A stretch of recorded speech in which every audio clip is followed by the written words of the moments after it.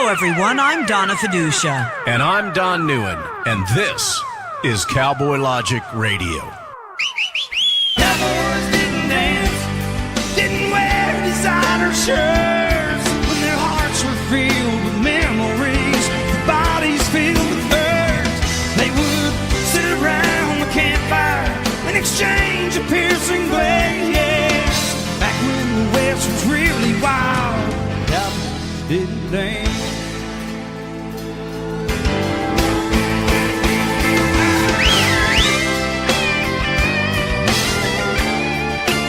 And welcome to Cowboy Logic. Good evening, ladies and gentlemen. My name is Don Neuen.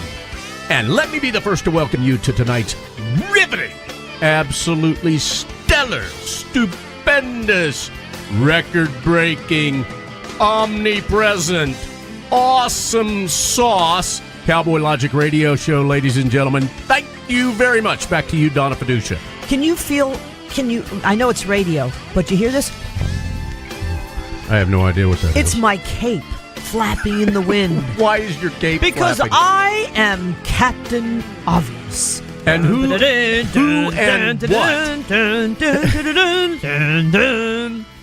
what? Name that tune. I don't remember what it's. Back to you, Donna. What is it? It's from. I have no idea. I can't either. But it's one of the best pieces of music. Yeah, it's one of those tunes. It's Ladies when and you hear gentlemen, the helicopters coming in formation. let me really seriously welcome you to tonight's big show. First of all, we would like to thank our digital flagship station, Talk America Radio, found at talkamericaradio.us. We would also like to give a big hat tip to our terrestrial affiliate stations. WDDQ Talk 92.1 FM, serving South Georgia. WJHC and all the great folks down in North Florida, Talk 107.5 FM. Thank you very much. Thank you. And WLBB News Talk 1330 AM and 106.3 FM, serving West Georgia and Eastern Alabama. That's how they talk. That's how they talk up in the Northeast as well. Soda is actually soda. Soda, yes. I have a soda. I believe Michael Cutler has referred to it as soda before. Yes, he has. But can we get back to Captain Obvious? Yeah, who is or what is Captain Obvious? It should be Mueller and his investigation. I'm not even going to call him by his first name. I think for the record, Donna, you should state on a scale of 1 to 10, 1 being absolutely not at all, 10 being you love the guy to death. Where does Mueller sit? Minus 450. Ooh, scathing. I think we need some Bactine. Needs to have his head examined. I'm sorry, it's Captain Obvious. Pay no attention to the man behind the curtain here. We got nothing going on here as far as Hillary Clinton. 20% of our uranium going to the Russians. $145 million to the Clinton Foundation. $500,000 for Bill Clinton giving a speech after all this goes on. Robert Mueller, yes, you, the same Robert Mueller, delivering some of that uranium samples to the Russians. But no, it's Donald Trump. Let me tell you. The Drudge Wait a minute. Hold on a second. Well, it's Donald Trump who did collusion with the Russians. It's Donald Trump with Cambridge Analytica. Although, gosh, back in June of 2013, the Obama administration bragged about using data mining for Google and Facebook and Twitter to win the 2012 election. What else? Okay, I'll tell you what it is. Hold on, Donna. Hold on. It's just stupid. It's getting stupid. All right, well, hold on. What is that? It's just my way of carrying from one idea to the next. All right, do it again. Without leaving dead air. This is new, ladies and gentlemen. Yeah, here's the other one. Robert Mueller. Now, according to the Drudge Report, has a history of screw-ups. Remember? You must be talking about... I'm talking about after 9/11. Yeah. Let's go back to after 9/11, which is... This is not... Really? Remember when Al-Qaeda, after 9/11, immediately started sending anthrax to NBC? Yeah, that was a huge screw-up on Mueller's part. It was. Okay, so he sends anthrax in 2001 after 9/11, killed 5 people. Letters mailed to NBC and Senator Tom Daschle's office. What does Mueller do? Well, Al-Qaeda's been weaponizing anthrax, setting up a lab in Afghanistan, manned by Yazid Sufat, the same man who housed 2 of the 9/11 hijackers. 2 hijackers later sought medical help due to conditions consistent with infection via anthrax. Al-Hazanwi went on to the emergency room for a skin lesion, which he claimed was from bumping into a suitcase. And ringleader Mohammed Atta needed medicine for skin irritation. A team of bioterrorism experts from Johns Hopkins confirmed that anthrax was the most likely cause of the lesion. Meanwhile, the 9/11 hijackers were also trying to obtain crop dusting airplanes. And so what does Robert Mueller do? Mueller issues a statement in October of 2001 while anthrax victims were still dying. Quote, the FBI had found no direct link to organized terrorism. The Johns Hopkins team of experts was mistaken, the FBI continued. Al-Hazanwi never had an anthrax infection. The crop dusting airplanes they needed was possibly for separate and unrelated anthrax attack. And a few weeks later, the FBI released a remarkable profile of the attacker. FBI experts ensued analysis of the content of the letter. There it was written in bold black letters, death to America, death to Israel, Allah is great. Instead, Mueller focuses on a linguistic analysis, stating that the letter's writer was atypical in many respects, not comfortable or practical in writing the lowercase lettering. The FBI therefore concluded that it was likely a disgruntled American with bad personal skills. This is unbelievable. You know, this Hold on. This is No, hold on. Hold on means stop. Okay. Ladies and gentlemen, for the past, I don't even know how many years that we've been doing Cowboy Logic Radio, Donna Fiducia has poked fun at me, Don NEUEN, for things that you can't necessarily see because this is on radio. Uh-huh. Time to get you back, Fiducia. Your face was red. You were quivering. You were gyrating when you were doing your now trademark sound of... I got more. Can I continue? Oh, please do. The investigators hypothesized the attacker was a lonely American who had wanted to kill people with anthrax for some undefined period of time. Mueller's FBI hones in on Stephen Hatfield as the culprit, a flag-waving American who had served in the Army, then dedicated himself to protecting America from bioterrorist threats by working in the United States Army Medical Research Institute of Infectious Diseases. There was no direct link from Hatfield to the attacks by the FBI's own admission, and the Bureau never charged Hatfield. The FBI did, however, spy on, follow, and harass him nonstop for years. This went on, by the way. Mueller's investigation into anthrax in 2001 went on for 10 years. 10 years! And this is unbelievable. How many years is that in dog lives? It's 70, as a matter of fact. That's right, ladies and gentlemen. The big answer was 70. What Back we are to you, seeing Donna. is the culture of corruption, the deep state, the FBI, and I contend the CIA, certainly under Barack Obama and John Brennan, does this. And it all filters down also like immigration, Homeland Security, the IRS. Remember attacking Tea Party groups, IRS going after all these groups that were more conservative. Yeah. And what? We have to look at Cambridge Analytica. There it is again, ladies and gentlemen. There it is again. Cambridge Analytica. All right, before you get Trump into Cambridge, used that. Before you get into Cambridge Analytica, been going on for years. I get it, but you made me think of something. What? You were talking about crop dusting earlier. And ladies and gentlemen, we have to share a farm-related story with you all. Oh, are you serious? You're not going to do what I think you're going to do. You don't know what I'm going to do. Okay, go ahead. This past weekend, ladies and gentlemen, while we were feverishly laboring down at the barn, working, mucking stalls, changing out water, bringing horses in and bringing them out in mud, We have a one-eyed little angel, That's what I thought you were going to say. and his name is Buck. Now, Buck, how old do you think Buck is? He's a horse, and he's 40-something. He's Seriously. very old. He's 40-something. But he's also like about an 800-pound dog. He comes when you call him. Come here, he Buck. follows you. He'll He trots follow you. after He'll you trot. when you run. Yeah, he's sound, He is sound. He's rideable. but he's only got one eye. Yeah, he poked an eye out. He a few poked years an ago eye and out had to have about it 4 or removed. 5, maybe 5 years ago, 6, maybe longer than that. But he gets around just fine, and he's a happy horse because at Double D Ranch, all of our retirees basically have free reign of milling They're around. free-range horses, Yeah. and we don't eat them afterwards. But anyway, no, we would never do that. But at any rate, this past weekend, I'm walking through the barn, doing my thing. Donna's over there in a stall or something like that, doing her thing.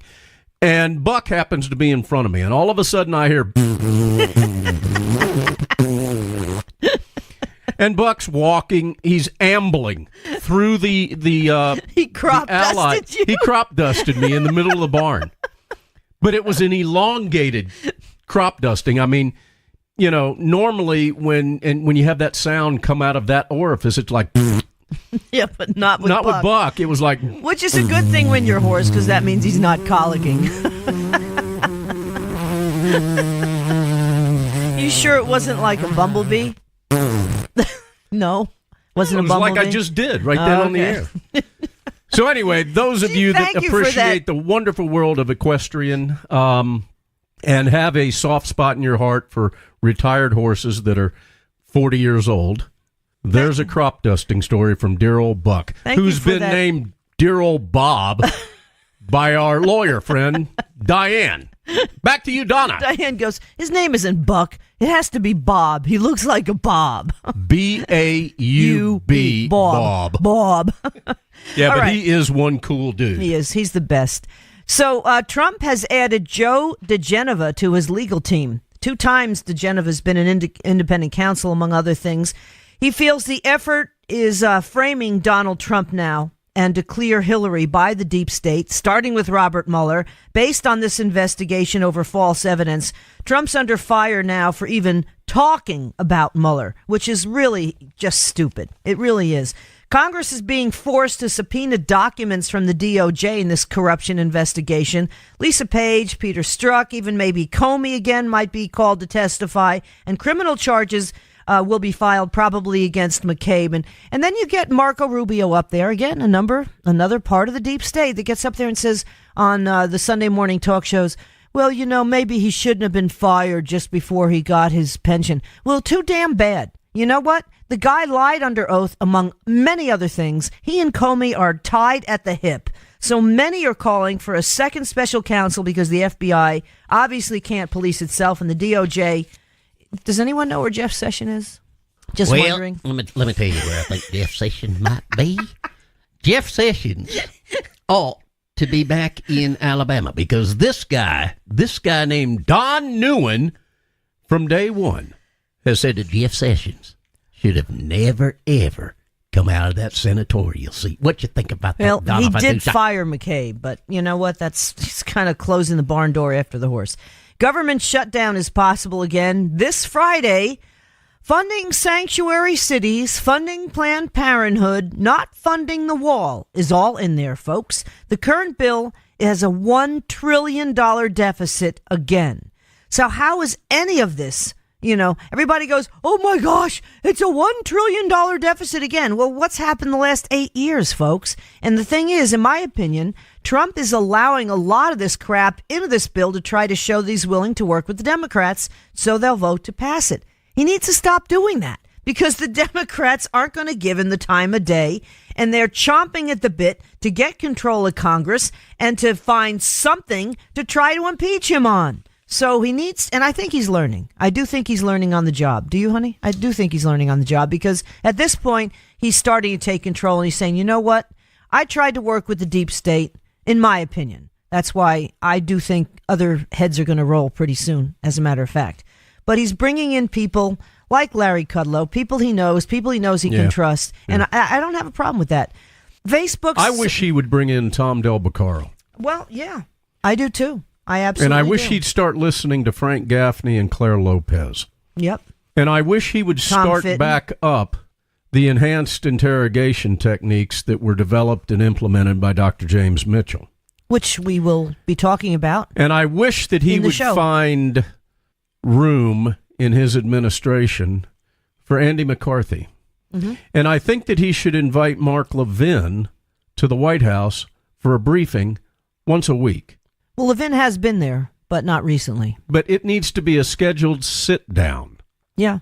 So Donald J. Trump, and I know you listen to Cowboy Logic Radio because you've made note of it before. Yes. I think that you need to follow the wisdom of one Don NEUEN, and you should heed these recommendations. And the other thing that you should do, Donald J. Trump, is that you should sit down and you should watch all of the briefings that took place at the South Carolina Tea Party Coalition Convention that Donna Fiducia so eloquently emceed, along with me. You were there. Yeah. I was just Don saying you were NEUEN. there. Hey, Tom Fitton needs to go to the White House. Tom Fitton needs on to be a more senior regular advisor. basis. Exactly. But I do. Well, you know why he won't do that and can't do that? Why? Because Judicial Watch is not designed to assist a president. That's It's to true. keep that president in line with things. That's true. That's So, true. Tom Fitton, I know you're listening too, sir. Please stay where you are. Donna Fiducia did not truly, sincerely mean that you should go into the White House administration. But Back you know to you, what's Donna. funny? You know, when I'm watching, when I'm watching Fox Business in the morning, Stuart Varney gives a little commentary, and he also plays a Beatles song at 10:30, folks. So you got to make sure you listen to 10:30. Anyhow, 10:30 a.m. that is Eastern time. Anyhow, when he does say certain things, all of a sudden Donald Trump might tweet the actual thing he's talking about and tweet about it shortly afterwards. It's kind of bizarre, but he does. So you know he's watching. And so Well, of course he watches he's Fox. getting the right angle And from Fox Fox Business and Fox News Channel. But, you know, the state is very deep. And I think he tried to work with it. And now he's finding out they're not going to give him an inch. And you know what?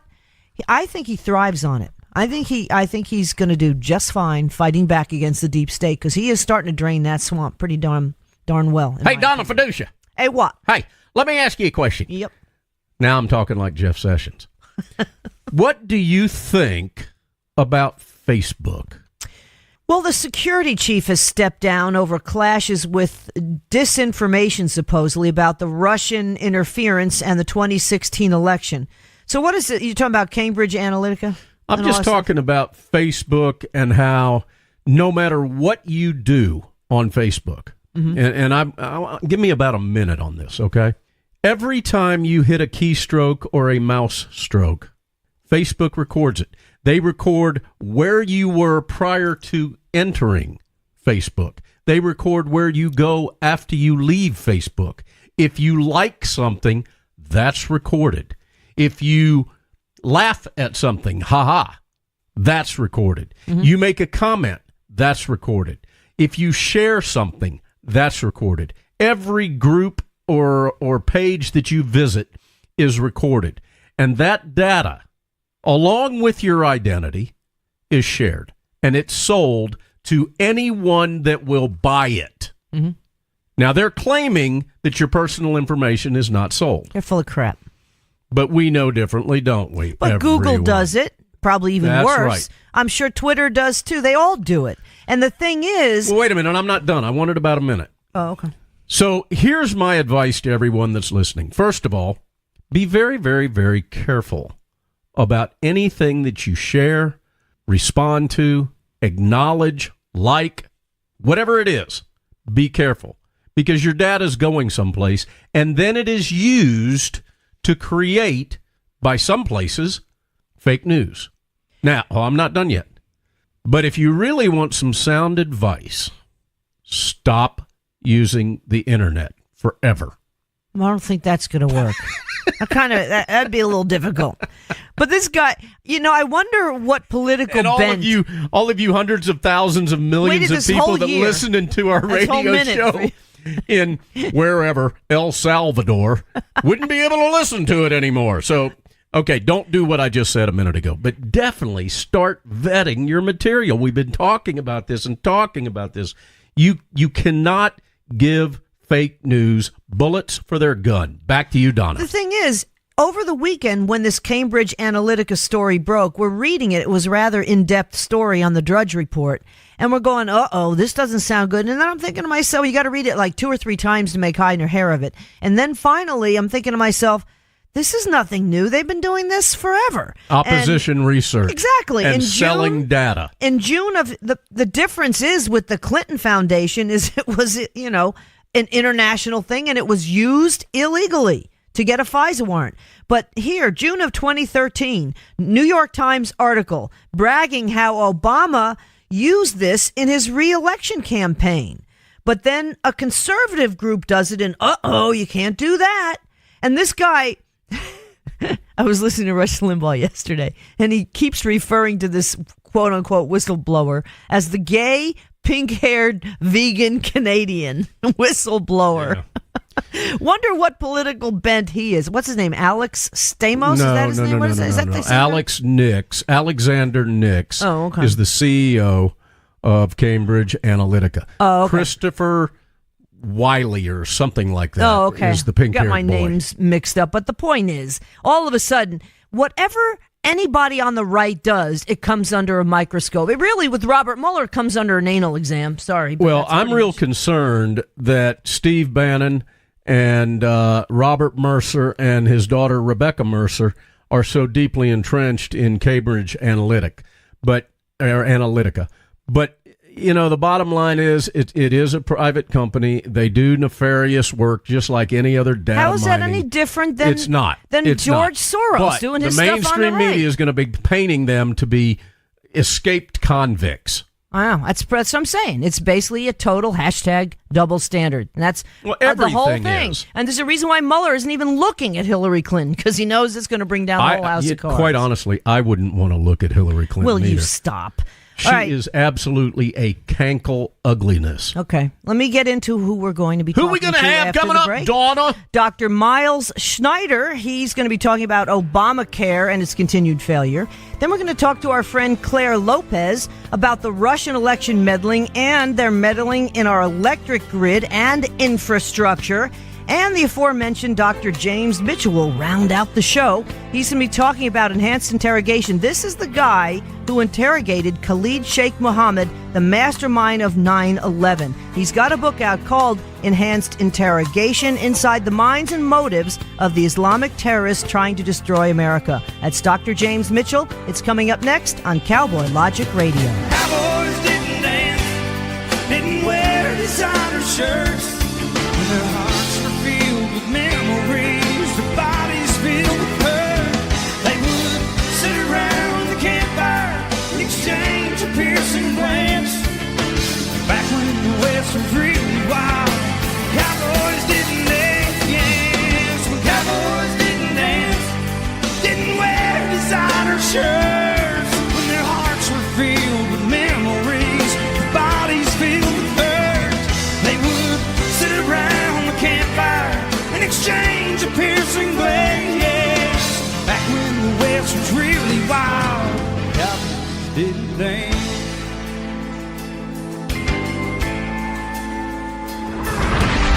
Check us out on the web at cowboylogic.us.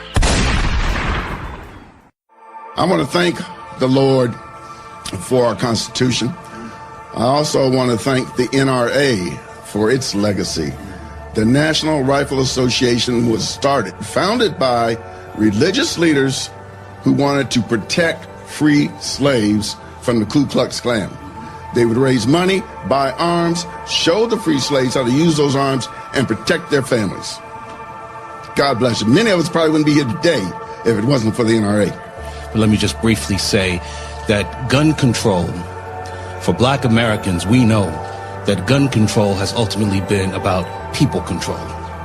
It sprouts from racist soil, be it after or during the infamous Dred Scott case, where black man's humanity was not recognized. And the beauty about some races is that sometimes they're blatantly honest.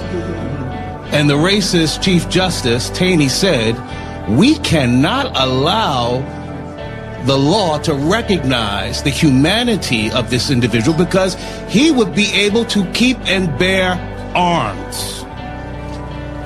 When a lot of Democratic-controlled segregationist governments after the Civil War attempted to deny black men and women their freedom, they instituted black codes, largely to deny the Second Amendment from newly freed slaves.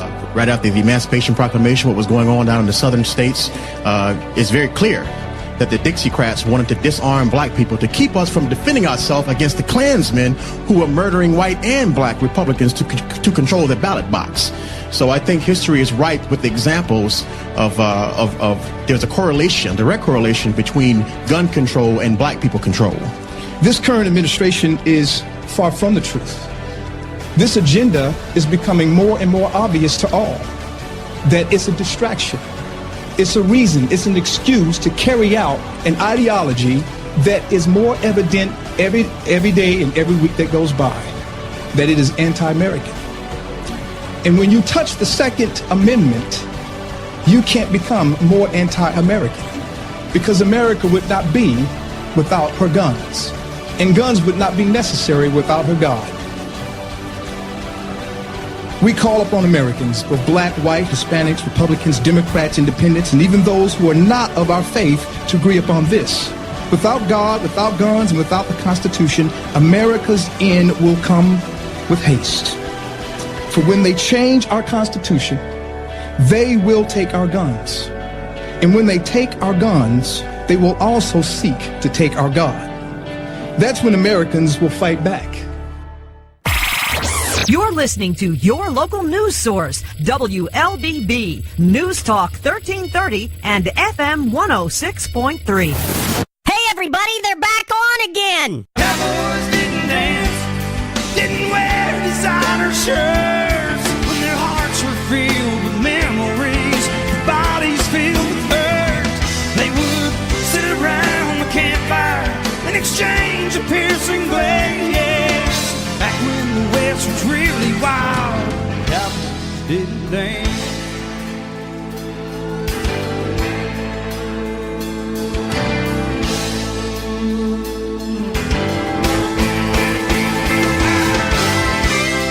Welcome back to Cowboy Logic Radio. I'm Donna Fiducia along with Don Neuen. And for this next half hour, we're going to be talking about Obamacare. Why? Because nobody else seems to want to be talking about it, and it's a huge problem.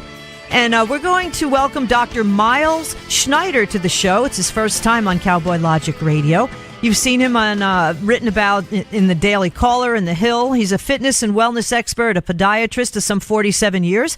And Dr. Schneider, you're the author of this new book called Restoring Health to Healthcare, a simple, uncomplicated plan. Dr. MYLES SCHNEIDER, welcome to Cowboy Logic Radio.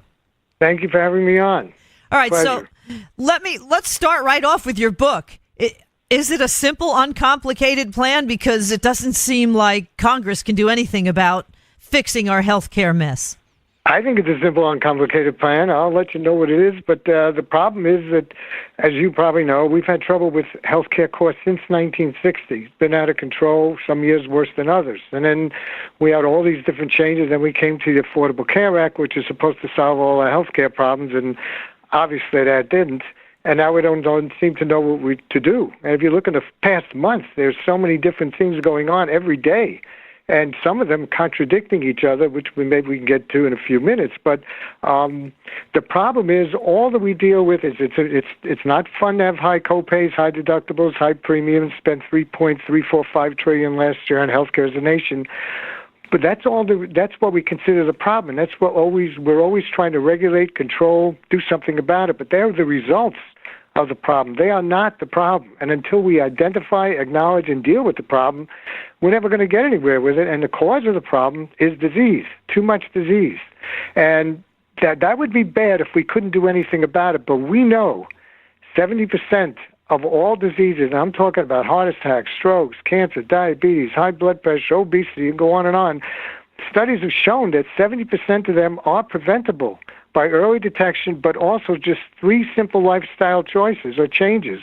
And we don't talk about it. We don't do anything about it. We spend maybe 3 to 6% money on preventative care each year. And unless we deal with this, we can't get it under control. And compounding that, more and more people at younger and younger ages are getting these problems. And chronic diseases, which are the ones I just mentioned, are somewhere between 75 and 83% of all healthcare expenses. So to me, it's simple. You just got to do the work on that part, and we wouldn't have a healthcare crisis. 70% of $3.345 trillion is $2.341 trillion. I can't count that high. That's a lot of money. That potentially, not all of it, but billions and billions could be saved every year. If we did this just for a few years and started to turn this around, we wouldn't have a problem with healthcare, in my opinion. And that's so basically my book is based on that. And then half the book talks about what you could do as an individual, but the part that the beginning of the first half of the book talks about what needs to be done to get us to do this. How come we don't do this? So I'm using money to do this. I suggest that everybody, before you get insured the following year, you must have what I call a wellness exam. It's not basically a typical physical exam, but a little more detail on how you choose, what your lifestyle choices are, and test specifically to show that. And then the doctor, let's say you're 20 pounds overweight and you have high blood pressure, maybe a high sugar, or a couple or more things, and the next year the doctor says, when you come in for the exam, I'd like to see that you lose 20 pounds, we get your blood sugar down, get your cholesterol down, X amount of milligrams or points, and whatever the test whatever your problem is, and then if you do this, you're eligible for a $1,000 to $5,000 tax break, either a tax credit, tax deduction, or tax break. So it'll stimulate the economy and save you money also.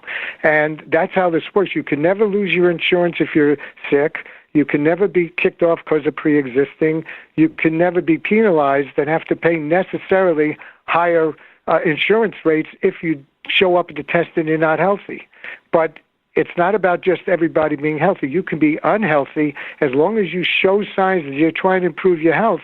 That means your insurance costs in the future are going to be less. That helps control the problem. That's essentially, there are other issues, major education program, and we have to get back to the internist, the family doctor really being in charge of your health, being your advocate. Yeah. And right, that has to be. I mean, now you're a patient. Now you got to deal with your doctor. You got to deal with the specialist. You got to deal with the hospital. You got to deal with the insurance company. You got to deal with the pharmaceutical company. You got to deal with a caseworker if you've been injured. I mean, there's 7 different people that maybe have more decisions on your health care than your doctor and you. And actually, each of us, need to be the first person that we consider. Right? We have to be a priority, and we have to take more responsibility for our own health.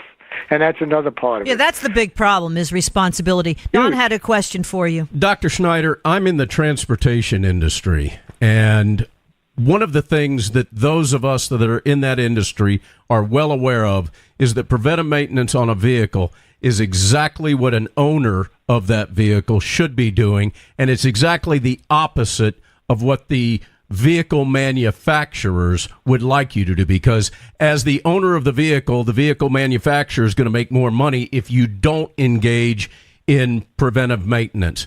I would like to use the analogy of vehicles and the vehicles that we own as a society and our bodies that we own as a society. Clearly, there's a large segment, a business, corporate structure that has absolutely no interest in a human being taking preventive maintenance and wellness, as you describe, toward their body. Because if you do that, there's a good chance that you're not going to have to run up enormous medical bills. Your thought on the analogy that I'm using and the fact that an owner of a vehicle needs to be doing preventive maintenance, and so does the owner of that body. That's a perfect... What you said is just perfect. On my book, near the beginning of the book, I don't know exactly where it is, I have the analogy of the human body to the car. It's amazing to me that you said that. It is exactly spot on. We take better cars of our bodies than our cars than we do of our bodies. I mean, it's very unfortunate. I agree with you. I mean, just look at the ads on television. If you have a problem, no matter what it is, we got a pill to fix it. And then they have 14 different disclaimers that you can get this, and this, and this, and this if you take this medicine. I'm looking at this thing and saying, great, I'm going to take a medicine to do this. In the meantime, I got 7 or 8 different things that can kill me if I take the medicine. And then, but the ads get us to believe that we have relinquished responsibility for our health to the medical profession or to the pharmaceutical companies because of the advertisements.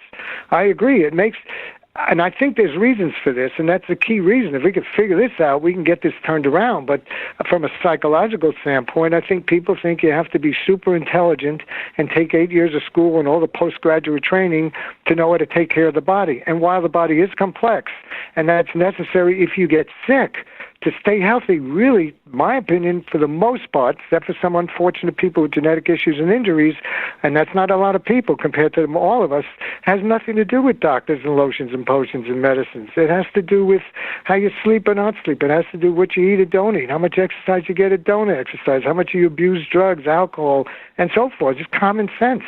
And the studies I was talking about, or the papers I was talking about that I based my concepts come from American Cancer Society, American Heart Association, American Diabetes Association, World Health Organization, CDC. They all say the same thing, that if you eat better, exercise regularly, and don't abuse tobacco, 70%, just about, it averages out to 70% of the diseases I mentioned and others are preventable. And that's amazing to me. Those are 3, they're not even talking about sleep or water or stress management or air. They're just talking about 3 things, and you're right. We take you right. If you don't, like I'm a fanatic. I always take my car in when I'm supposed to take it in. If you don't take it in, the other analogy I give when the automobiles, what you said is, for example, if you don't take care of your car right, you may drive along for another 5,000 or 6,000 miles, but don't think things under the hood aren't going on. It's going to be a problem. It's just like people to me, they go to a doctor. I'm not besmirching medicine. All I'm saying, someone has high blood pressure or they have diabetes. They get on a pill. Their sugar's controlled, their blood pressure controlled, but they don't exercise regularly. They're still overweight. They don't eat properly. To me, they're not healthy. They think they're healthy, but they're not. What's going on under the hood is not good. Well, and the bottom line is this. If an individual takes good care and uses preventive maintenance in their vehicle, to stay on that analogy, then the car repair shops are not making money. The car dealerships are not making money. They're not making money through expensive and unnecessary repairs. They're also not making money when you have to buy a car every 4 years instead of every 9 or 10. That you could extend the life of the vehicle if the preventive maintenance was done. The flip side of that coin in the medical industry is not only the big corporate medicine world, which we know is absolutely out of control within our hospitals and the executive staffs that are within them, but also now that the federal government is such a big partner in this crime of the medical industry and the alleged insurance industry. But you've also got these insurance agencies. So you've got all these people, just like car manufacturers and repair shops, within the federal government, within the hospitals, and within the insurance companies that have absolutely no interest in Don NEUEN staying healthy all of the time to the best of his ability through things that you talk about in your book and are clearly living your life in that style, and that is preparedness and wellness. But they also want 20% of your home, your income, which is essentially what healthcare is and what it has grown to. And that is a huge problem, too. I always say whatever the government calls it, it does the opposite. It's not the Affordable Care Act. It's the Unaffordable Care Act. And again, this is all a snowball of what we've just been talking about, because it's money for the government and, again, obviously for the corporate drug companies and everything else. Medicine has become a corporation, and Exactly. Doctor, I'm sure you'll agree with me on that. Yeah, it's a sick care industry. That's what it is. It's not a healthy. It's not healthcare. That's what I call it. It's a sick care industry. It's not a healthy industry. I agree. I'm sorry. I'm very curious. You mentioned something earlier at the top of the segment about the year 1960. Now, I was born in 1961, so as a small child, I remember exactly what you're talking about that we need to get back to. I had my own doctor. Our family went to this doctor. It was a small office. There were 2 or 3 nurses in it. He was an elderly gentleman. It felt like I was going to see Marcus Welby, and it meant something because I knew that the Hippocratic Oath meant more to that man than anything else on the planet, and I also knew that he was there and that I could trust him as my doctor to take care of me, even as a young child. I felt a bond with him as a doctor-patient relationship. I don't feel that anymore when I walk into a doctor's office and the first guy that comes to talk to me is Dr. Damascus. He doesn't speak any English, and I can barely communicate with the guy, and I have absolutely no feeling that this man gives a rat's ass about my health. Yeah, what's the problem? I agree. That's what I called for in a book. I got called they should be the gatekeepers of the system, but they need to get paid properly, and they need to have less patients. A typical internist has to have these days around 1,500 to 2,500 patients to be able to get by. When you do one of these concierge practices has about, when they take no insurance, they have only 500, which is great. That means they have the time. I agree with you 100%. That's part of the plan. But we have to get people to choose to live there. People have to realize that the cause of the problem, and I'm all for, I know that we blame, and it's okay, the insurance companies don't help, the pharmaceuticals, there may be high fees and so forth, but the real problem to me is looking in the mirror. If we don't change their services are no longer needed. It's the end of this discussion. Absolutely agree with you. But here's what happened. What happened in 1960? What was the big deal that happened in 1960? Things just started to change. We got government, I think, got involved. Medicare got involved, and it was created, and that's when things started. Not that it's not good. Look, I'm at that age, so my point is that's when things started to get out of control with healthcare. Let me ask you this. I tend to look at bigger pictures all the time. To me, it's lawyers. It's malpractice. It's malpractice insurance. I mean, my friend who's a retired OBGYN right now has been forced out of business because of Obamacare. She practiced for almost 30 years up in the Newark, New Jersey area. She tried to take Medicaid to help underprivileged people in the Newark area, and Medicaid was paying her $500 a delivery, $500, and her malpractice insurance is through the roof. And so therefore, how can you have the family doctor who wants to take an interest in your health when, God forbid, you can be sued at the drop of a hat? We need tort reform, and that's not being taught.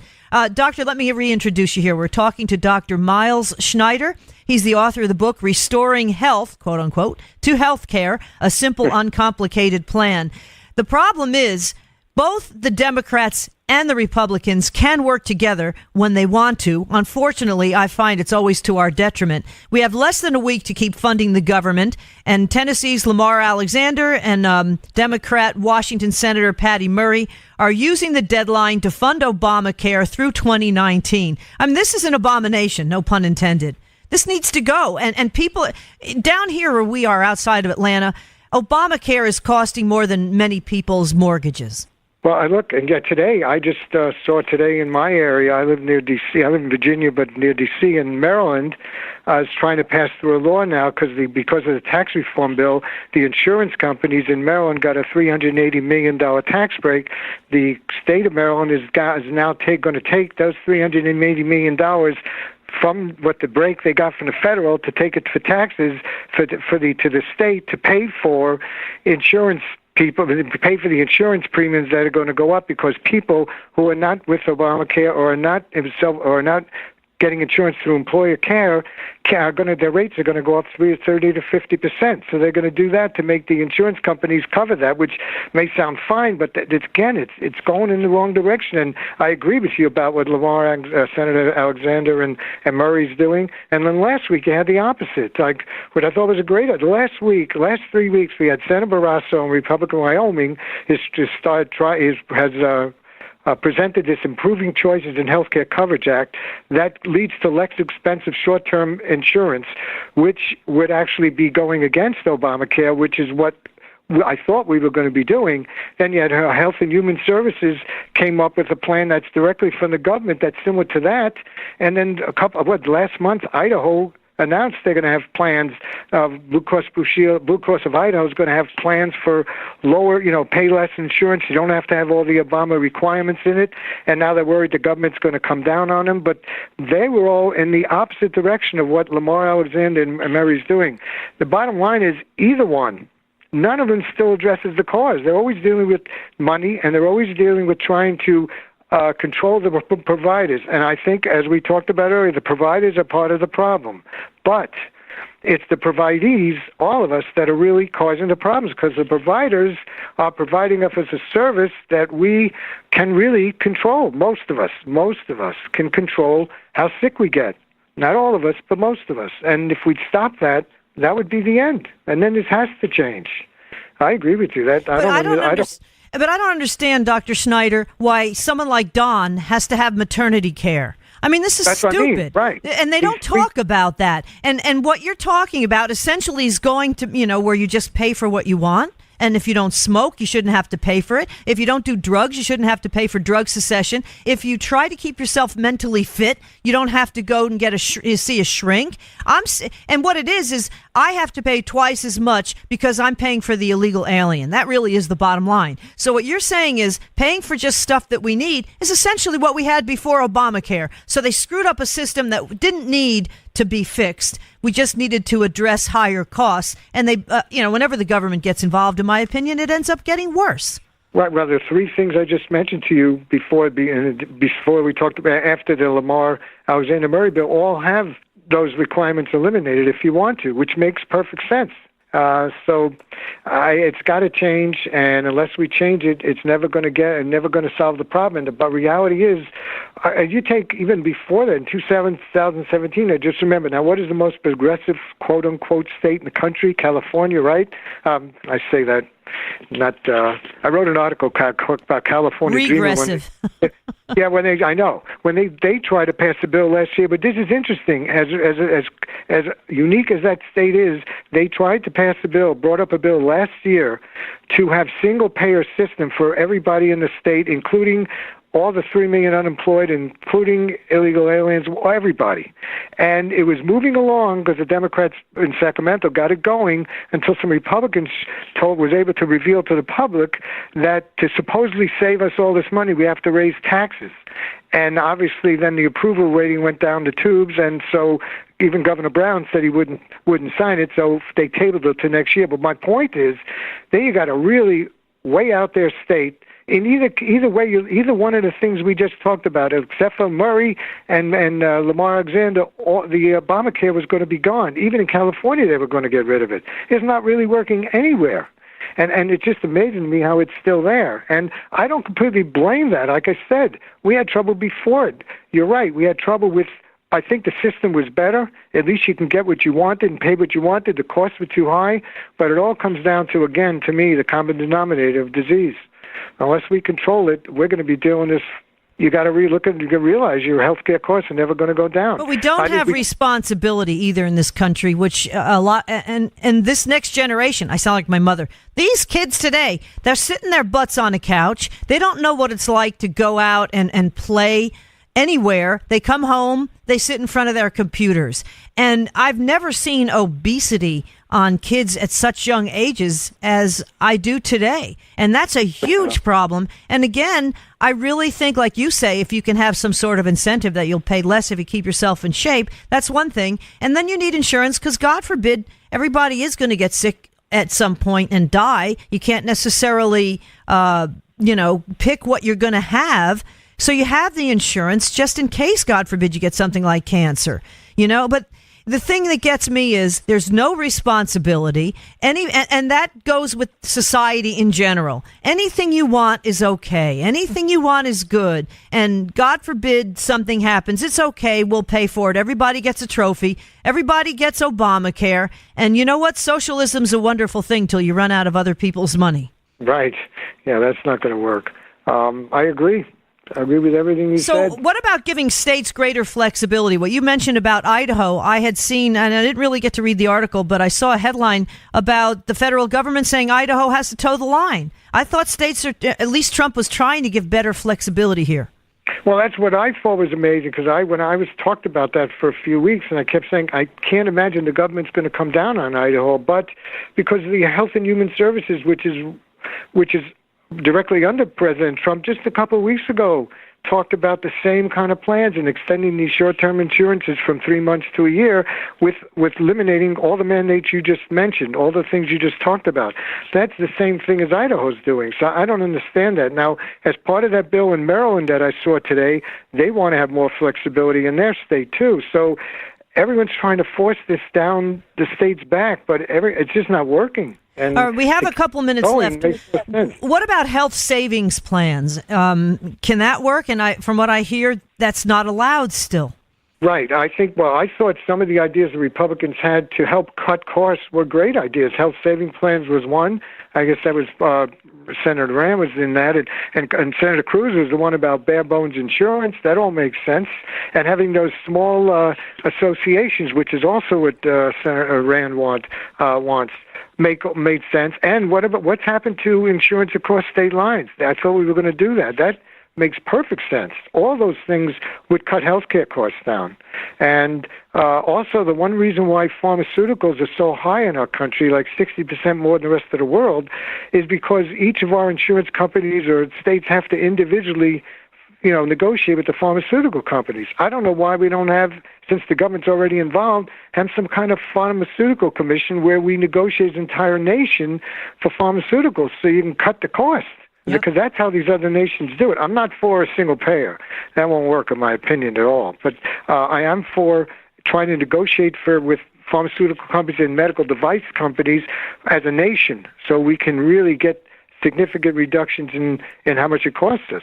Dr. Schneider, before we run out of time, and we've only got about a minute and a half here, would you share with our listeners how they can follow your work, how they can find your book, if you've got websites, if you've got a Twitter handle that we can get out to the listeners, any way that they can follow your great work? Well, thank you. My book's available anywhere books are sold, on Amazon.com. I have a website, MYLESofhealth.com, and my name is spelled with a Y, but we also bought them with an I domain in case someone forgets, and that would be the best way. I'm 74, but I'm 74 years young, but I'm still not tweeting yet. So when I get to tweeting, I'll let you know. Do you have one of those teeter hang-ups like that guy, the teeter hang-up guy? I'm 72 and I feel great. I'd love inversion, but that's another story. That's too funny. So is it Miles at Health, MYLES? Miles of OF. MylesofHealth.com, and I have. That tells you you can email me from there, et cetera, and has a way to get in touch and follow what we're doing. And wherever books are sold, the book's available. Great. MylesofHealth.com. Dr. Miles Schneider and his book, Restoring Health to Healthcare, a simple, uncomplicated plan. We got to get this back into Trump's orbit because, unfortunately, I don't think that's the case anymore. He's focusing on so many other things after trying to repeal Obamacare got shot down. Hopefully, we can get this back in his attention span there. Dr. Miles Schneider, thank you so much for joining us here on Cowboy Logic Radio. Thank you very much for having me. It is our pleasure, too. Coming up after the break, we'll talk to Dr. James Mitchell about the new CIA chief and enhanced interrogation, and Claire Lopez talking about real Russian hackings, coming up next on Cowboy Logic Radio. Cowboys didn't dance, didn't wear designer shirts. Their hearts were filled with memories, their bodies filled with hurt. They would sit around the campfire and exchange a piercing glance. Back when the West was really wild, cowboys didn't dance, yes. When cowboys didn't dance, didn't wear designer shirts. When their hearts were filled with memories, their bodies filled with hurt. They would sit around the campfire and exchange a piercing glance, yes. Back when the West was really wild, cowboys didn't dance.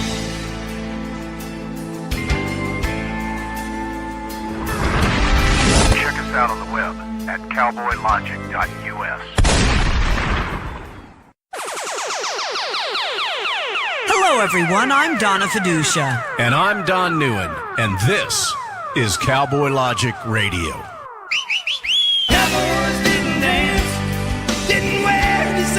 shores when their hearts were filled with memories, their bodies filled with hurt. They would sit around the campfire and exchange a piercing glare. Back when the West was really wild, cowboys didn't dance.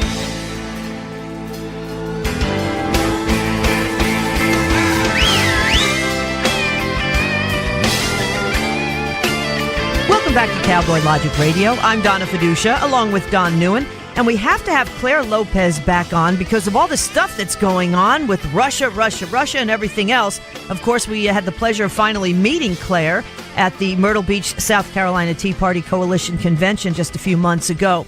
So let me tell you about her humongous resume, folks, which takes half of the interview time. Claire is the Vice President for Research and Analysis at the Center for Security Policy, a member of the Board of Advisors for the Canadian Mackenzie Institute. Since 2013, she served as a member of the Citizens Commission on Benghazi, formerly Vice President of the Intelligence Summit. She was a career operations officer with the CIA, a professor at the Center for Counterintelligence and Security Studies, executive director of the Iran Policy Committee for a couple of years, and also served as a consultant and intelligence analysis researcher for a variety of defense firms, named in 2011 a Lincoln Fellow at the Claremont Institute. Also an advisor to the EMP Act America for the U.S. as they focus with Homeland Security and the electromagnetic pulse. The author of an acclaimed paper for the Center, The Rise of the Iran Lobby, and co-author editor of the Center's Team B study, Sharia, the Threat to America, as well as the Secure Freedom Strategy, a plan for victory over the global jihad movement, among other publications. All right, anyhow, on, you Donna. can find her at Lopez at centerforsecuritypolicy.org. Hold on, Donna. What? Hold on, Donna. Ladies and gentlemen, I'm going to cut to the chase right here, and I'm going to let you know in one sentence who Claire Lopez is and why she is absolutely significant in your world. Anything that ever comes out of Claire Lopez's mouth is that of an authority. Mm-hmm. And if it's not of an authority, Claire's not going to say anything about it. True. Doesn't that make sense, Donna? Yep. Isn't it much easier than reading all of this? I think we should say she knows her poopy doodle. She knows everything about anything that she speaks about. Yes, she because does. if she doesn't know about it, she's not going to talk about it. So Okay. therefore, if you listen to her, you will without a doubt be getting vetted information that is full of integrity. Claire Lopez, we love you so much. Mm-hmm. We do. Well, and welcome back. Thank you for having me back. That is an impossible lead-in to live up to, but I'll try. Well, you don't have to try very hard. Trust Exactly. me on that one. Okay, first of all, I want to get to what's going on with Russia, the poisoning, possibly Russian, collusion with our election, which, as far as Donald Trump is concerned, I Not think is still a collusion, total but interference. joke. Interference, Meddling. whatever. But first, explain the Iran-Russian connection. Patrice Lumumba University, which you've talked about so many times, and how so few people realize there's a huge connection there, and obviously that throws in North Korea as well. Yes, good point to start with, Donna. Thanks. So the Russia-Iran relationship goes back a long, long time. And as some listeners may know, there is a university in Moscow that used to be called the Patrice Lumumba University and more recently changed its name to the Friendship University. But it's a place where the Russians invited many students from around the world on a full-ride scholarship to come and get their degrees. And they came from all over the world, from Africa, Latin America, from Asia, and yes, from the Middle East, and got a scholarship and studied and got their degrees there. Well, of course, that gave the KGB, the Russian intelligence services, plenty of opportunity for trolling among the student population to find the best candidates, the best recruits, to be recruited assets for the Russians. And indeed, that is exactly what looks like happened with the senior Iranian leadership. Today's supreme leader, the Ayatollah Ali Khamenei, is a graduate of Patrice Lumumba University, and it comes as no big surprise given the close and continuing relationship between Russia and Iran.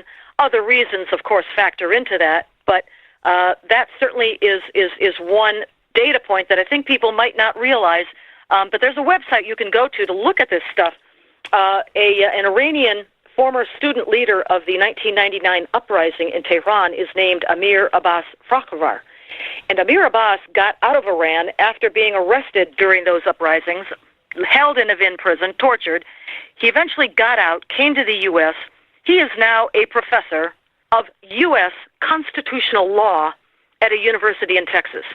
Well, he and his wife authored a book, and that book is called Comrade Ayatollah. This gets to this whole topic here. Comrade Ayatollah. Now, the book itself, unfortunately, for lack of funding, is only in Farsi and awaits translation into English. But there is a website by the same name that has some English in it, enough to understand what this is about, where he documents this relationship between Russia, the intelligence services of Russia, and the top Iranian leadership. Wow. Claire, were there any students from the United States, were there any Americans that were brought into this university by the Russians? Well, I don't know of any. That doesn't mean there weren't any, but I don't know of any. But the focus really was in what you would call third world countries, countries where students otherwise would not have had the ability to go to university to get a degree, and it is from those places that many of the students were drawn. Which is a tactic of the KGB and Russia, and that is make something look warm and fuzzy and then use it for their own benefit, right? Well, sure. And as I said, that was just the ideal opportunity during a 4-year course of study to get to know students, to approach them, to recruit them, either wittingly or perhaps even unwittingly. Exactly. To be close contacts for the future. Well, just the name. To change the name from Patrice Lumumba University to Friendship University. It just sounds so much nicer and so much more friendly and worldly. And can't we all just get along and coexist? Yeah, that's pretty much it. God, so ridiculous. So, just real quick, though, with all of your vast knowledge and experiences and your resume, you are studying Farsi. So when you're done with that, we expect you to be able to translate Comrade Ayatollah. In that case, it's going to wait a while because my Farsi has a long way to go. Well, Claire, do me a favor and explain to the listeners, as well as Donna and I, the difficulty that is taking place in this man's book being translated from Farsi into English, because, most of us are trying to wrap our head around that and using an analogy of, say, a book that was written in Spanish, translating that into, English.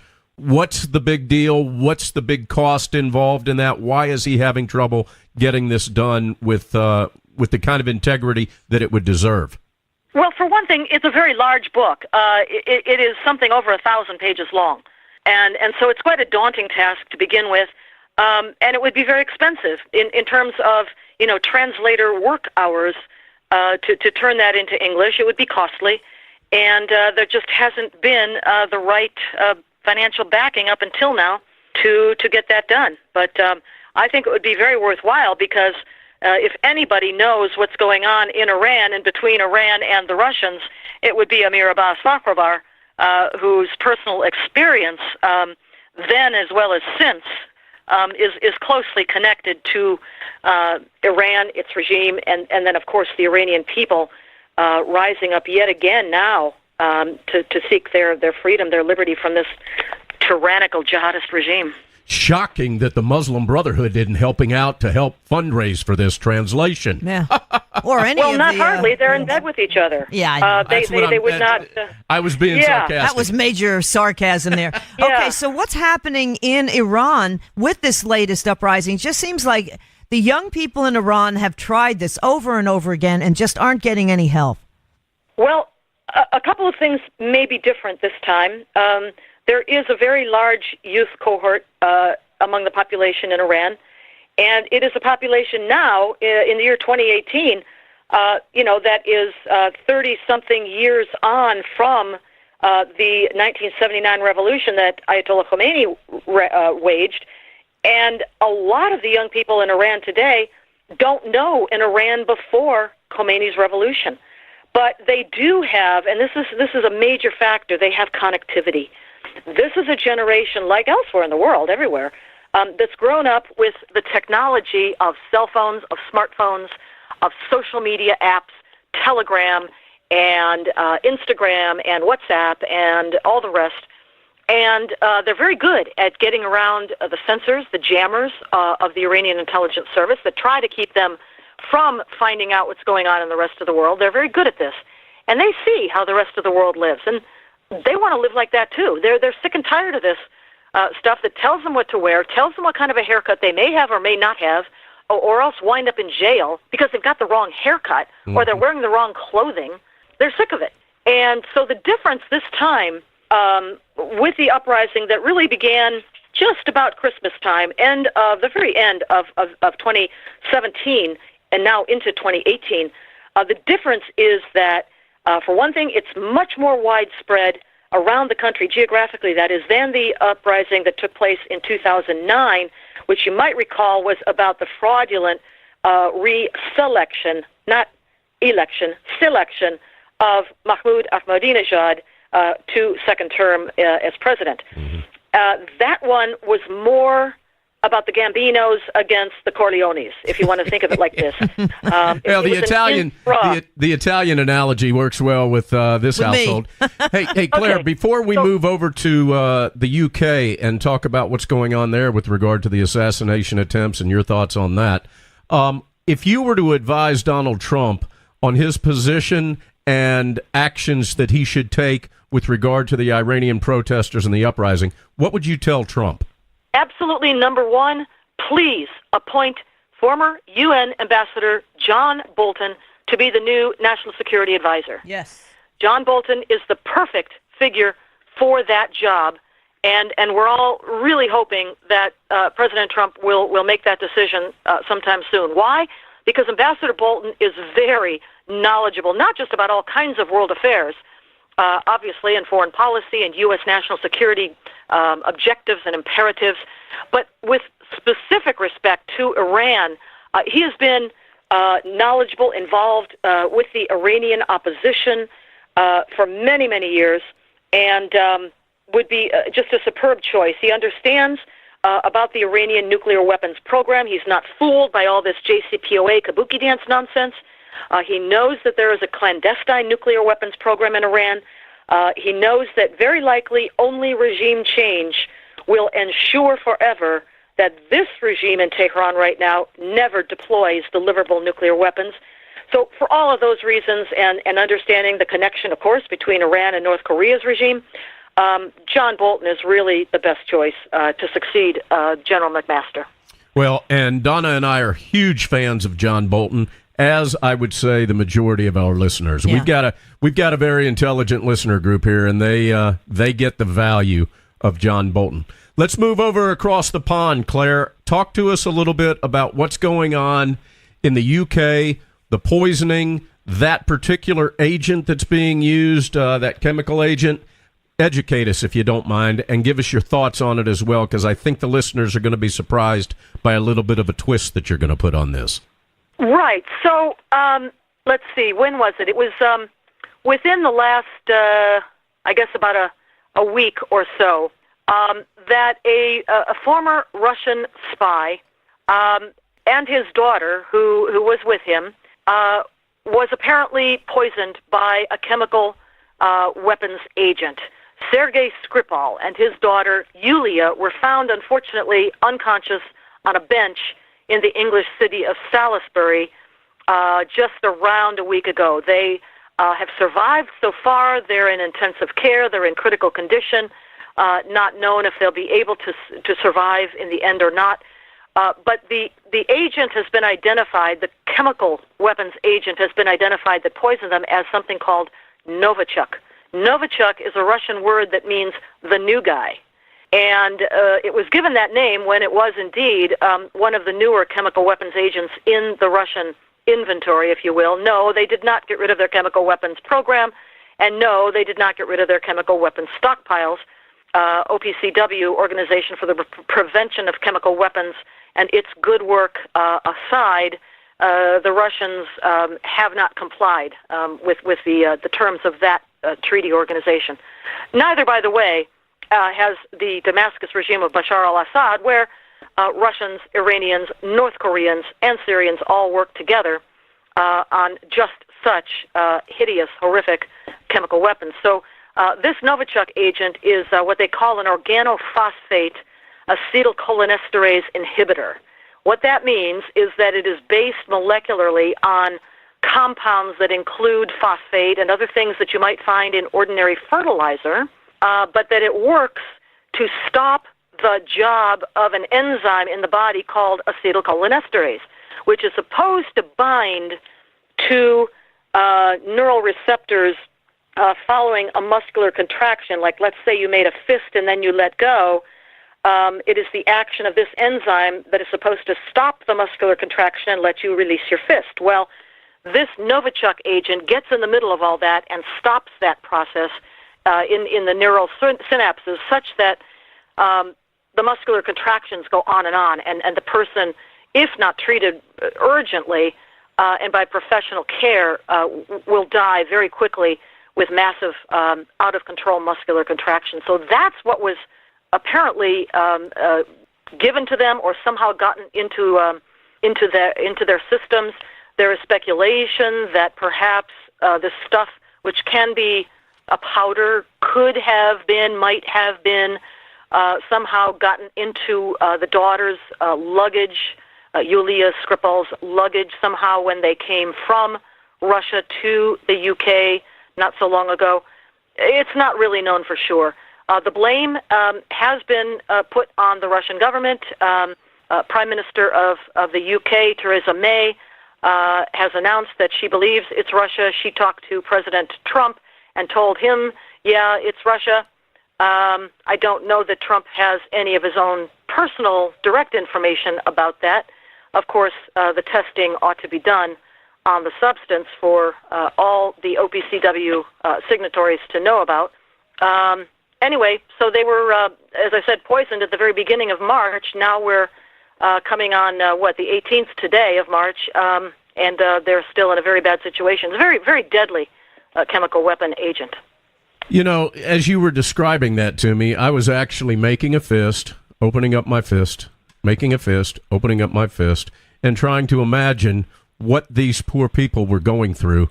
And the other thing that was so profound, and you know my position on this with regard to national defense, I think we ought to be so far more advanced and more superior than any other nation on the planet, that we are never threatened by anyone. But for the life of me, I cannot fathom why this type of a product is tolerated on the earth. Well, it's not tolerated. That's the thing. Russia, as well as Iran and Syria and the United States, we are all signatories to the Chemical Weapons Convention. We are part of the OPCW, Organization for the Prevention of Chemical Weapons. But that doesn't mean that regimes like Moscow's don't cheat. They do. Mm-hmm. But the United States, verifiably and with intensive, intrusive investigations verifying it, gave up its biological and chemical weapons programs decades ago in the early 70s. And others did not. They said they did, but they obviously did not. And one of the impediments in this country is that because we've pledged, and we're keeping the pledge, not to work on or develop offensive uses of biological and chemical weapons, the research into how such things, like VX, the predecessor to Novichok, or sarin, predecessor to it, or the biological weapons, plague and anthrax and smallpox and all that good stuff, the research into how they could be used offensively and how they must be countered with either antidotes and or vaccines, that kind of research is inhibited because, that's offensive research. That's research into the offensive side. So we're well behind the eight ball again as far as offensive as defensive research. Again, because they're connected. We never have a level playing field. The United States has to be so darn politically correct lately, especially after Barack Obama, and I'm sure it's not much better now because everything's still in place, unfortunately, in these departments, that we just cannot really compete. But Claire Lopez, we only have a couple minutes left. Given what's going on with Russia and your EMP knowledge, I wanted to get a quick comment, if I could, about the latest reports this past week about Russia meddling around with our grid. And we're vulnerable there again. We are tremendously vulnerable. This is something that Frank Gaffney, president and founder of the Center for Security Policy, by the way, that's www.centerforsecuritypolicy.org, or the shorter one, securefreedom.org, that Frank has been focused on like a laser for many, many years, literally. Yep. The EMP threat, electromagnetic pulse threat, which can be delivered by a nuclear weapon exploded in the high atmosphere by an adversary like Iran, like North Korea, which has the EMP capability. Likely Iran, its joint venture partner, does also have the EMP capability. Russia does. China does. So it can be delivered that way, or the effect can be delivered by the sun in a great big solar flare. The problem is that the U.S. civilian electric grid is unprotected, unsecured. We know how to secure it. It's affordable, especially compared to the devastating effects of not protecting it and getting hit by something, either the sun or an enemy. It's doable. The technology is knowable. And at this point, it may be that we have to give up on the federal government and look to private industry for solutions to protecting the U.S. grid. I totally agree. Claire, before we end the segment here, I want to give you the opportunity again, because I cut Donna off at the beginning of the segment, to run all of the websites to everybody. So, ladies and gentlemen, in the next 30 seconds, I need for you to get a piece of paper and a pen so you can write this information down. But Claire, a quick 20-second answer. What do you feel about the two satellites right now that North Korea has orbiting and crossing over the United States, coming up from the southern hemisphere? Those, in my opinion, need to be taken down yesterday. This must cause serious concern for any national security leadership. Unfortunately, we're not even confident that our national security leadership at the National Security Council or elsewhere, that it even knows they're up there. The president does know they're up there, at least now. We know that he does. He's been briefed on that. These two satellites are North Korean satellites. They were put up there in 2012 and 2016, respectively. They are at an atmospheric level and orbit that would be ideal for an EMP. We don't know what's inside of these satellites. They could be, we don't know, an EMP package. The other thing, they're coming at us up out of the south on a polar orbit, which means most of their trajectory is over land. And if they were shot down or detonated, even up in the high atmosphere, that EMP capability or effect, if one or the other did contain an EMP, would be unleashed. So it's a bit tricky. They would have to be shot down over perhaps one of the poles. Right. But the point that North Korea knows how to do this and has these satellites up there all this time has got to be deeply concerning. Claire Lopez, as always, it is such a joy to have you on Cowboy Logic Radio. Please let the listeners know where they can find you and follow your work. Thank you so much, both of you, Don and Donna. They can go to www.centerforsecuritypolicy.org, or, as I said, the shorter one, securefreedom.org. Also take a look at securefreedomradio.org, where Frank's daily radio show podcasts, now syndicated across the entire country, can be listened to. Claire, thanks so much. We enjoy it as usual. We'll be talking to Dr. James Mitchell, too, coming up after the break. He is the person that actually waterboarded Khalid Sheikh Mohammed. We'll be talking about that coming up next on Cowboy Logic Radio. Cowboys didn't dance, didn't wear designer shirts. Their hearts were filled with memories, their bodies filled with hurt. They would sit around the campfire. Hi, it's Mark Walters from Armed American Radio. You know, for nearly a decade, I've been educating, informing, and entertaining responsibly armed Americans. And during that time together, we've shared some ups and downs, haven't we? Trump's election saved our Supreme Court and no doubt the future of our gun rights for now. But now is not the time to lay down. The enemies of freedom are well-funded and more determined than ever. To keep up with the state of your gun rights, make sure to tune in to Armed American Radio right here on Talk America Radio, the new dominant voice in conservative talk radio. Donna, you know, I sure miss listening to Neil Bortz every morning on my drive into Atlanta. I know what you mean, Don. Talk about appointment radio. Neil Bortz was the morning jolt of reality and political incorrectness that millions of people needed to start their day. You're so correct. When Neil retired, I seriously felt a major void in talk radio. Well, no need to feel that void now, Don. Neil is available on demand with his exclusive and completely unfiltered podcast called Bortzcast. That's right, Donna. Neil no longer is faced with dealing with the FCC. His Bortzcasts are unfiltered, politically incorrect, common sense. Think of it as Cowboy Logic Radio on steroids. No, think of it as Neil Bortz on steroids. I do stand corrected. Neil Bortz on steroids. Ladies and gentlemen, go to connectpal.com/Bortzcast and find out why Don and I are faithful subscribers to his podcast. Donna, it's only $4.99 a month.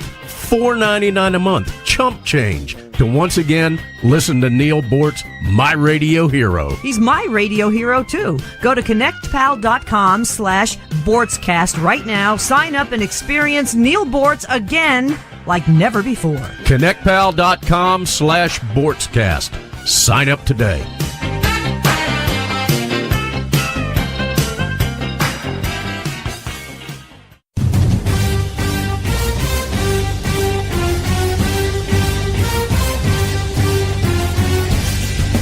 This is Don Neuen, co-host of the Drive Time Sit Rep.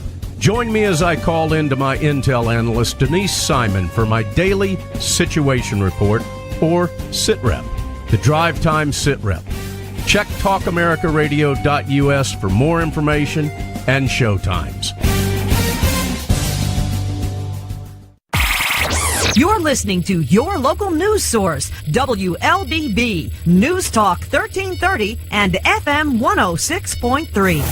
Hey, everybody, they're back on again. Cowboys didn't dance, didn't wear designer shirts. When their hearts were filled with memories, their bodies filled with hurt.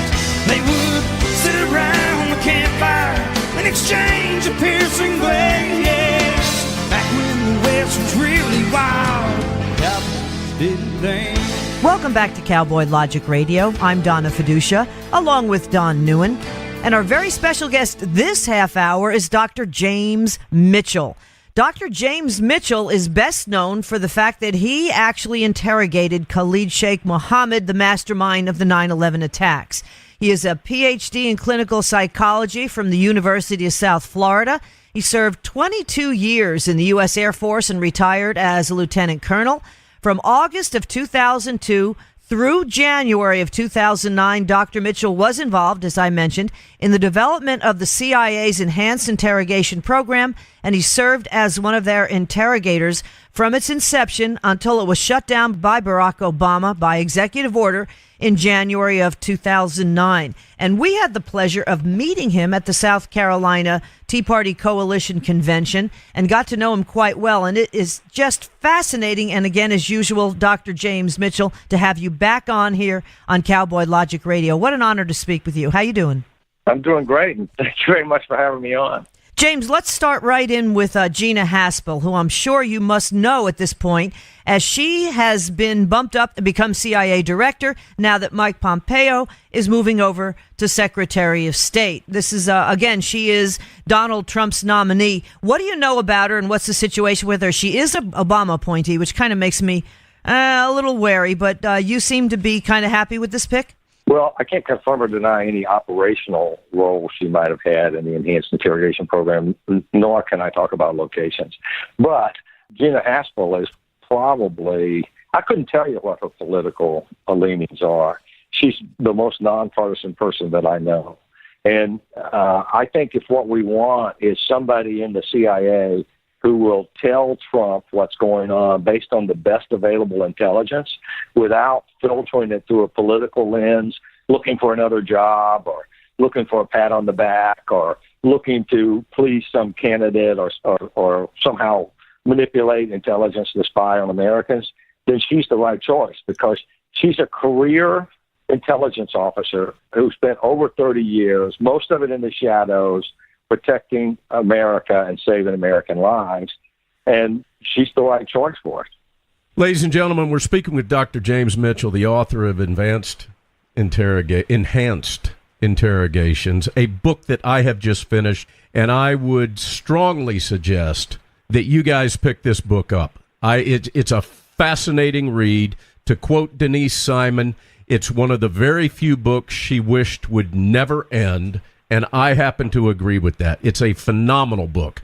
We had, as Donna explained earlier, the pleasure and the honor of being able to not only meet and introduce Dr. Mitchell, but we got to spend some quality time after hours with him both nights when we were in Myrtle Beach, South Carolina a couple of months ago. It's a fascinating experience, one of the most fascinating I think that I have ever had with any of our subject matter experts that we've been able to spend time with. And again, this book is a fascinating read. If you guys go back to the archives for Cowboy Logic Radio, go back to January 23rd's show. We give you his entire briefing that he gave in South Carolina. You can listen to it. January 23rd. Now, Dr. Mitchell, the question that I want to throw at you first is something that kind of can lay a little bit of educational groundwork for the listeners, and that is an understanding very generally of the difference that the role of the CIA is to play for the security of the United States and the FBI. Can you give us a quick differing of those two agencies? Well, the FBI is a law enforcement agency, and like many, although they do try to head off crimes, mostly they respond after a crime has been committed. And the CIA is an intelligence organization, and their role is to gather information, gather intelligence that the President and the National Security Council can use to keep America safe. And in the context of that, operating under the direction of the president, they can do some offensive things that the FBI is not able to do, such as, assassinate, drone attack terrorists who are trying to kill us. The FBI would never be involved in something like that. And they can also identify folks and help other countries catch them and, that sort of stuff. So the CIA is, in my view, more forward-leaning. And if you read my book, you'll know that one of the big differences between the CIA's approach to trying to interrogate Abu Zubaydah and the FBI's approach was the FBI was interested in future attacks, but they were equally interested in incriminating information that could be used in a trial, whereas the CIA only was focusing primarily on stopping the next catastrophic attack. And it produced some friction between the CIA and the FBI because it appeared to the CIA folks that were there, including myself, that Abu Zubaydah was perfectly willing to talk about old attacks and old plots that would incriminate him if he happened to be in a U.S. court, but wouldn't help us stop the next attack. Which was your focal point. In reading this book, again, ladies and gentlemen, it's a fascinating, informative read. The big thing you were most concerned with, and you kept telling these high-value detainees, man, I don't really care what you did in the past. All I want to do is I want to prevent further loss of life of Americans due to terrorist attacks. And that's what you kept driving home with these guys until they answered you. Right. One of the things that, I was a psychologist and had a pretty cush life, to be honest with you, before the CIA asked me if I would help them. And the only reason I chose to help them was because at the time, it was in the immediate aftermath of 9/11, when there was credible intelligence suggesting that Al-Qaeda was planning another catastrophic attack in the United States. We didn't know how far along the plot was, but we knew the plot existed and they were actively working on it, and it might involve nuclear weapons because, as George Tenet has said in some of his books and articles that he's published, the CIA knew that bin Laden had met with the Pakistani scientists that were passing out nuclear information to rogue states, and bin Laden had asked him, how long will it take us to make a nuclear weapon? And the Pakistani scientist said, well, the hard part's getting the fissionable material. And bin Laden said, what if we've already got it? How long will it take us if we've already got it? And, that's the kind of intelligence that the President of the United States and the National Security Council can't sit around and hope turns out for the best.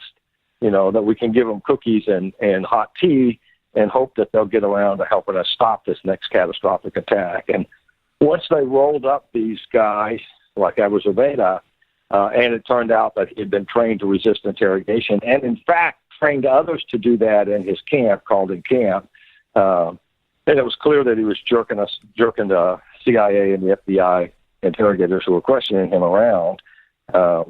The National Security Council, the president, and the CIA decided to get tough with him and to ask me to help them with the interrogations. And I agreed to do that primarily to stop this next catastrophic attack.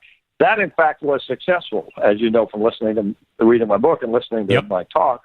We caught KSM, who helped us catch Amar Baluchi, who helped us catch Hambali, who was actually in charge of that attack, and then we caught all of the people, the 19 folks that he was training, and they were going to crash planes into the tallest buildings in Los Angeles, Chicago, and Seattle.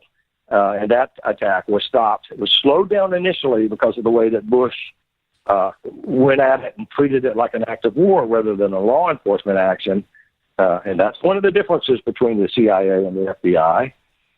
And then completely disrupted when we started catching the high-value detainees. And after EITs, they started telling us where to find those folks. It's ironic, and we'll get back to this little comment that I'm going to make if we have time, but it's ironic that the one individual that exposed you and your partner publicly was from the great state of California, that you did all this work to help prevent absolute catastrophic tragedy from taking place, Dianne Feinstein. But we'll get back to her if we've got a minute.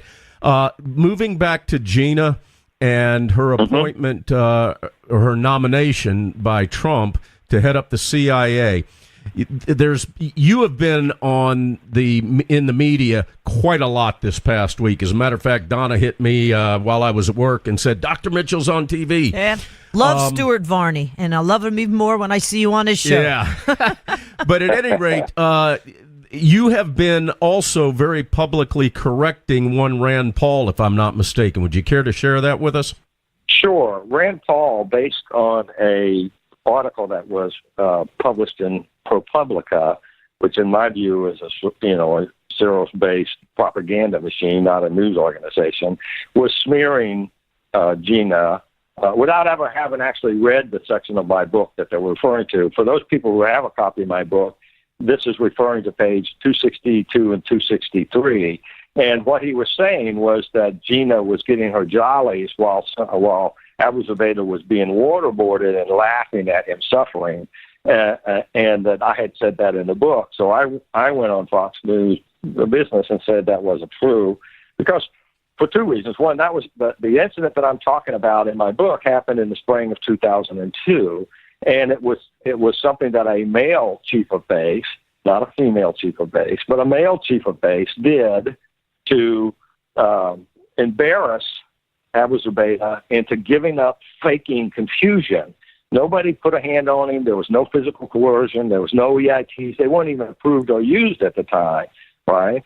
We were just trying to embarrass him into stopping it. And he had talked about this technique where he acts confused and had used it successfully to get the Pakistani police to quit questioning him. And he was trying to do it again. And the chief of base made fun of him for a little bit and gave him a way to save face. And actually, in actuality, years later, he told me that, maybe it was months later, he told me that he was grateful that the chief of base didn't try to force him into quitting, rolling his eyes and acting confused, because he would have just had to dig in, but rather simply embarrassed him and then left him alone and came back and questioned him later as if nothing had happened. But it was not referring to Gina. In fact, I can't confirm or deny she was ever a COB for that organization. But Rand Paul claimed that I was referring to Gina. And like I said, it was based on an article by ProPublica. And their explanation was, well, I know you used the pronouns he and she, but I thought you were just trying to hide her identity. And then they had a second source, a man by the name of John Kiriakou, who was a former CIA officer who went to jail for exposing the name of an undercover CIA officer in the news and I don't know, fabricated, mistakenly described incidents that he said that he was involved in that he wasn't involved in. He calls himself a whistleblower, but he's actually a felon who is trying to make $1 off of smearing Gina. And the problem with groups like ProPublica is that because this person is saying something that they secretly believe, not even so secretly believe, but want to hear, they tend to take that person as a credible source when they really aren't. And there's another guy out there I think his name is Glenn Carlisle, who's claiming to be a former CIA interrogator. Now, I can't confirm or deny whether or not he is, right? But I can tell you, I know all the CIA interrogators, and I don't know that man, So you'll have to decide for yourself how credible that guy is. And he's spreading and smearing Gina as well. So these liberal, anti-Trump, anti-conservative organizations are doing their best to make it seem like she's someone who enjoys torturing people, when in fact the CIA had no torture program. It was put in place by the most senior offices in government. It was done under the direction of the president, approved by the National Security Council, judged legal by the Attorney General, who said that what the CIA was going to do wasn't torture, and fully briefed to the senior members of Congress, some of whom asked, is that all you're going to do to them? Exactly. And I'll tell you this from reading the book, you and your partner fell well below, especially with regard to waterboarding, the limitations set forth to you by the Department of Justice and all the lawyers, the CIA, and the White House. You guys fell well below the limitations that were set forth that were acceptable limits. You guys were way below that. Now, the other thing that I want to verify for our listeners, and Dr. Mitchell, please correct me if I'm wrong, but I've read this book, and I never once saw Gina's name listed in that book. Am I correct in that, or did I miss her name? The only two names I think you'll see listed in that book, other than the detainees, are mine and Dr. Jessen's. Again, Gina is not mentioned at all in the book. Neither is anyone else, and there are no locations mentioned because that book had to be cleared by the CIA, and the names of the people involved in the program operationally and the locations remain classified, and to this day I won't talk about them. And I would caution your listeners about deciding that something that you read in a place like the New York Times or the Washington Post, or even that you hear on NPR, because they had to retract their story as well, based on this ProPublica mea culpa. You just can't believe what they're saying, because the bottom feeders are going to come out and attack her and smear her and hope that what they can do is poison the minds of the senators and poison the minds of the public against this person who is a true hero. Let me just reintroduce you one more time. We're talking to Dr. James Mitchell. He is the author of Enhanced Interrogation: Inside the Minds and Motives of the Islamic Terrorists Trying to Destroy America. He spent many, many hours, many days interrogating Khalid Sheikh Mohammed, the mastermind behind 9/11. And James, you too were waterboarded yourself, correct? Yes, when we were making sure that we had the medical protocols and the safety protocols in place, Dr. Jessen and I both allowed ourselves to be waterboarded using the procedure that we were going to use so that we would know precisely what the person was going to experience. And so that we had, we weren't doing it that way for the first time on those folks. In your opinion, do you feel that Barack Obama should have stopped this mode of interrogation, this method? Because beforehand it did seem to be working, and it is so far stopping major terrorist attacks, or it had up to that point. Yeah, well, I think that the CIA is not normally in the business of doing interrogations. I think we do need to have a intelligence-oriented interrogation program. I don't know if it needs to be in the CIA. I know the Army Field Manual is not adequate because I could defeat the Army. I could teach you to defeat the Army Field Manual in 2 days, right? As could anyone who having the resistance to interrogation training.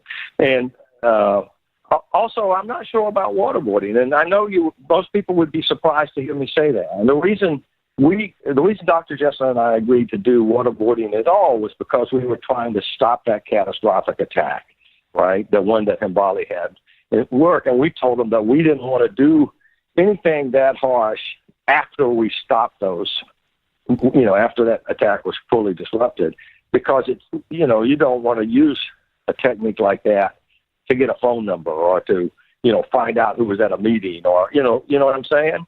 It just seems like the other techniques actually would have worked without waterboarding. And so, the laws change. Here's the thing I would say. This is the point that people kind of lose sight of. Regardless of whether you support EITs or not, the laws have changed. As it stands right now, it's not legal to do them. And one of the concerns that the critics of Gina Haspel bring up is that she might get in there and institute something like that, like a rogue director or something. Well, that's not how the CIA works. She will implement the policies of our government and follow the laws. In fact, at the CIA, you can't reach into a dark room and flip a light switch without poking 3 lawyers in the eye. That place has almost as many lawyers as it does case officers. And so everything has to be vetted through the highest law enforcement agency in the land. And so there's no chance that she's going to do that. None at all. But the thing is, the radical Islamists, and it's really not the radical Islamists, it's the true Islamists, are playing long ball. They're playing for keeps. So if we change and we get nicey nice and a little bit less as far as our interrogation techniques are concerned, we might miss that one thing. And it's something that people say so often.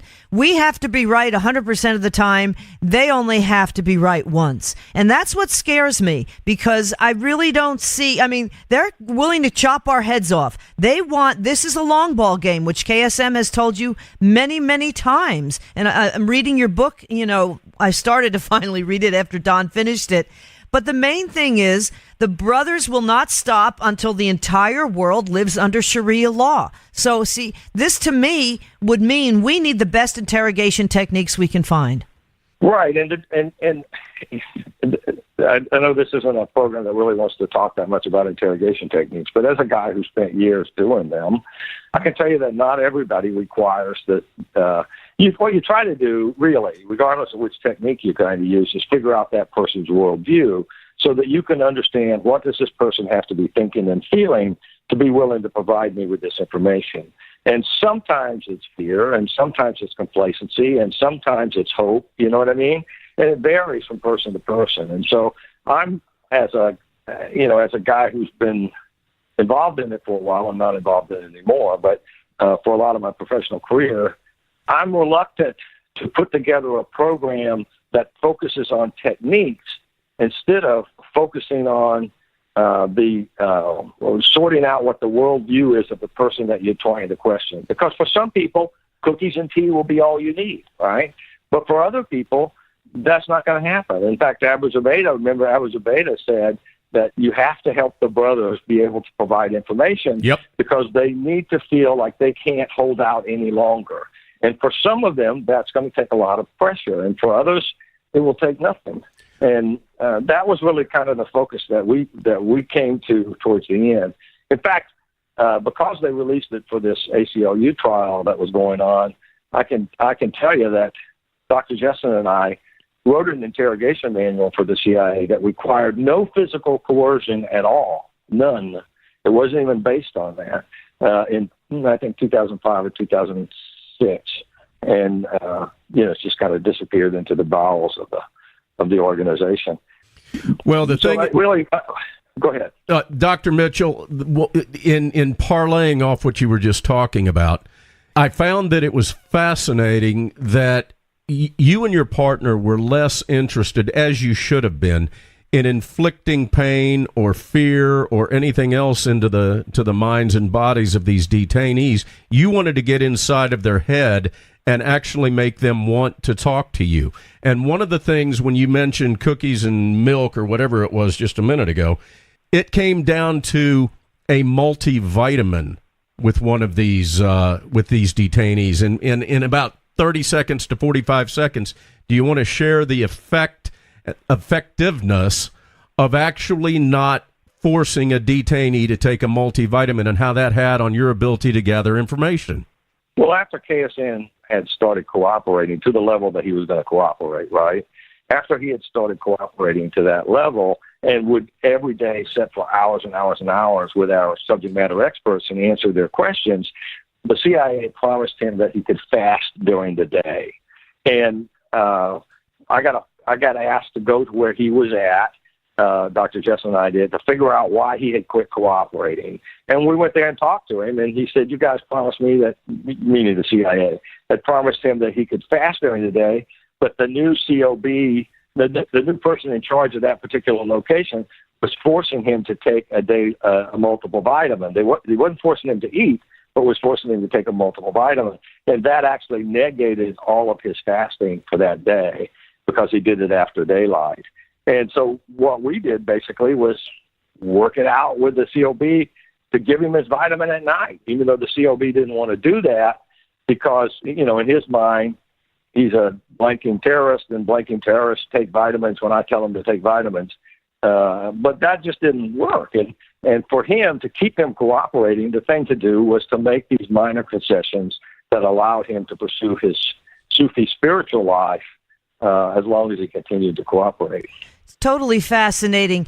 Dr. James Mitchell, unfortunately, we're already out of time. Again, Enhanced Interrogation is the book. Enhanced Interrogation Inside the Minds and Motives of the Islamic Terrorists Trying to Destroy America. And I always close the show with a quote, but I'm going to take a paragraph actually out of your book where they talk about with Khalid Sheikh Mohammed when you were interrogating him about how these large-scale attacks are nice but not necessary. And this is what we're starting to see a lot more of, and we want to have you back, James Mitchell, to talk about this, is these smaller attacks.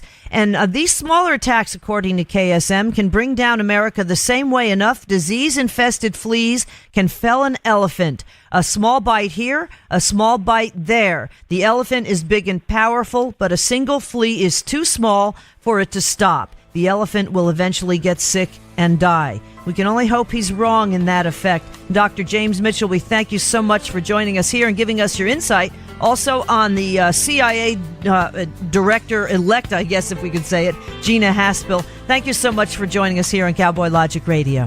Glad to do it. I'll come back anytime you want. Awesome. All right, everybody, thank you so much for joining us here on Cowboy Logic Radio. Find us at talkamericaradio.us, cowboylogic.us. We'll see you next Tuesday, 9 p.m. Eastern Time. And until then, God bless America. Cowboys didn't dance, didn't wear designer shirts. Their hearts were filled with memories, their bodies filled with hurt.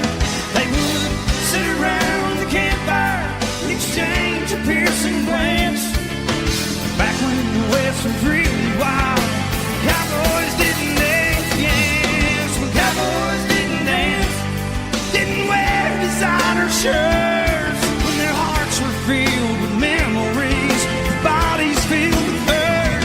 They would sit around the campfire and exchange a piercing glance. Back when the West was really wild, cowboys didn't dance.